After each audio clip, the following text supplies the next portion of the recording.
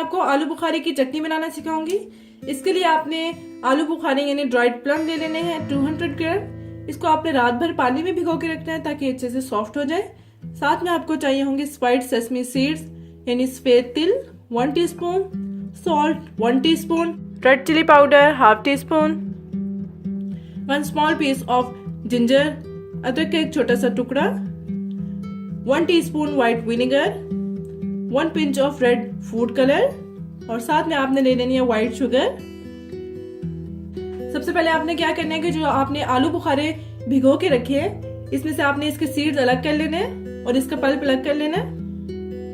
Seeds अलग कर लेने के बाद आलू बुखारे का पल्प आपने सॉस पैन में डाल लेना है और साथ में ये 1 इंच के अदरक का टुकड़ा आपने डाल देना है। अब हम इसको चूल्हे पे रखेंगे और बॉयल आने तक इसको पकाएंगे फुल हीट पे।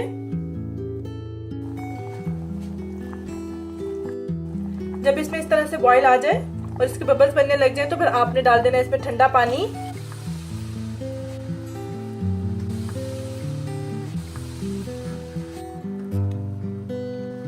ठंडा पानी डाल देने के बाद आपने इसको फिर से एक उबाल आने तक पकाना है और अभी भी चूल्हे की हीट फुल है।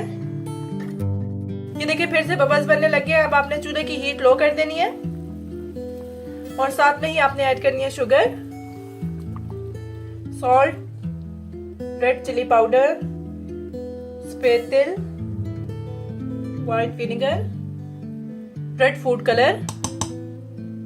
फूड कलर से क्या होगा कि इसका बहुत अच्छा सा कलर आ जाएगा और फिर इन सारी चीजों को आपने मिक्स कर देना है।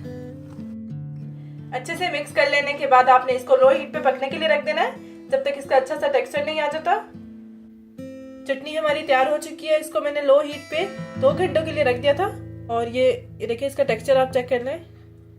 जब ये इस तरह की हो जाए तो फिर आपने चूल्हा बंद कर देना है, इसको ठंडा होने के लिए रख देना है और साथ में ये जो अदरक का आपने पीस डाला था इसको आप निकाल लें। इस चटनी को बनाकर आप रख भी सकते हैं। इसके लिए आपने कोई भी जार या बॉटल ले लेनी है, उसको स्टेरिलाइज कर लेना है और अच्छे से ड्राई कर लेना है क्योंकि अगर 1 ड्रॉप भी पानी हुआ तो आपकी चटनी खराब हो जाएगी। जब बॉटल अच्छे से ड्राई हो जाए तो फिर आपने उसमें चटनी डाल देनी है और जब भी आप चटनी को यूज़ करें तो ड्राई और क्लीन स्पून से निकालिएगा। इस तरह से आप अपनी चटनी को मिनिमम 2-3 मंथ्स तक रख सकते हैं और आपकी चटनी बिल्कुल ख़राब नहीं होगी।